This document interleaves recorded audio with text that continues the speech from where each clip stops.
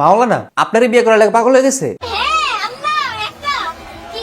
মানে একজন মাওলানা যে মেসেজ দিছে বিয়ে করার লাগে পাগল হয়ে গেছে এটা মনে আছে, কিন্তু খালার মাওলানা সাহেবের নাম লই মন নাই। আমি নাম বলবো না। না আমি পারতাম না, ফেসবুকে ঢুকে কিরম আমি আপনার মতন লুচ্চা নাকি আমরা? আমগো অডিয়েন্সরা তো লুচ্চা না। সঠিক বলেছেন। ও তাই নাকি? দেখান দেখান কোন সেই মাওলানা আপনারা বিয়ে করার জন্য পাগল হয়ে গেছে? একটা কথা কয়বার কোন লাগে? কন্ট্রোল। মাওলানা মাওলানা মাওলানা মাওলানা করতে করতে তো শহীদ হয়ে যাবেন খালা। স্যার না আইস দেয় কেমনে? মানে আইসের কোনো লিমিট নেই, ব্যাট কাইতাছ তো ব্যাট কাইতাছেই। 32টা দেখা যাক আর 36টা দেখা যাক দাঁত। আমি কি বাড়িয়ে বলেছি?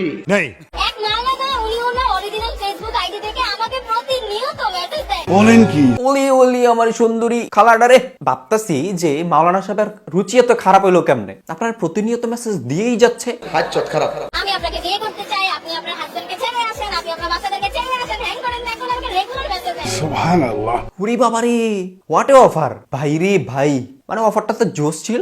মানে কি কইতাম, হে আল্লাহ আমার ইমার্জেন্সি ধৈর্য দাও। कौन है ये लोग, कहाँ से आते हैं? আমি পড়ি আর হাসি।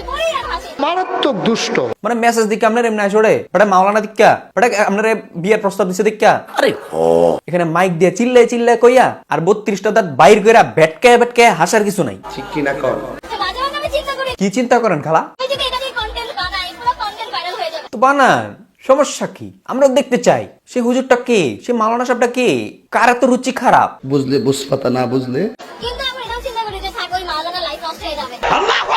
কত চিন্তা করে খালায়, কত দয়াবান। বিষয়টা অত্যন্ত ভাবার বিষয়। মাওলানা সাহেবের ক্যারিয়ার নষ্ট হয়ে যাবে, জীবন নষ্ট হয়ে যাবে। সবার চোখের নজর আলাদা। বেটার ভাল লাগতে পারে আপনারে, বাট বেটার রুচি খারাপ। আপনার মতন খালারে কেমনে পছন্দ করে বেটায়? আমার ভালো লাগে না। ডিভোর্সি নারীদেরকে বিবাহ করলে এটারও সব বেশি, বেটা জানে। দ্যাটস ওয়াই আপনার এই কথাটা বলছে। আপনি এটা নিয়ে একদম দুনিয়া কিয়ামত করে আলাইতাছেন।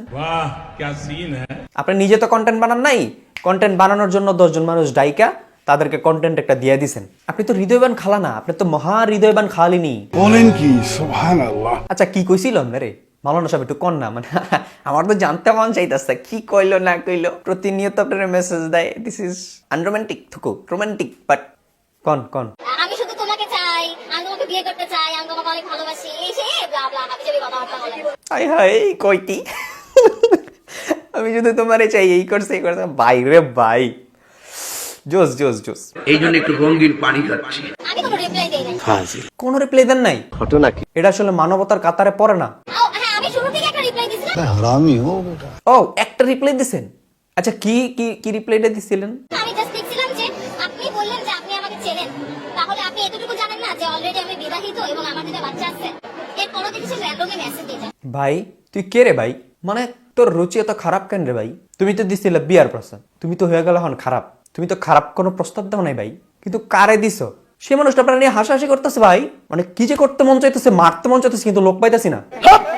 আমি এরকম রেগুলার হয়। রেগুলার মাওলানা সাহেবরা আপনার লাইন দিয়ে রাখছে। মাওলানা সাহেবরা আপনার মেসেজ দিতে দিতে একবারে ইউগান্ডা পাঠিয়ে দিতেছেন নাকি? রেগুলারলি হইতেছে। একটা বিজনেসম্যানের ব্যাপারে তো আপনার চিল্লায় চিল্লায় এতলা কথা কন না। একজন মাওলানা সাহেব আপনার খারাপ প্রস্তাব দেয়নি, ভালো কথা বলছিল। এটা মাইকের সামনে চিল্লায় চিল্লায় কইতেছেন মাওলানা সাহেব আমার বিয়ে করার লাগা পাগল হয়ে গেছে। আরে বাপরে আপনি কোন খুবসুরতি হয়েছেন গা? আপনার চেহারাটা, নিজের চেহারাটা আয়নায় দেখছেন? মানে কে রে ভাই? মানে মানুষের রুচি বইলেও তো একটা কথা আছে। আরে এরা কারা? मैं नहीं बताऊंगा।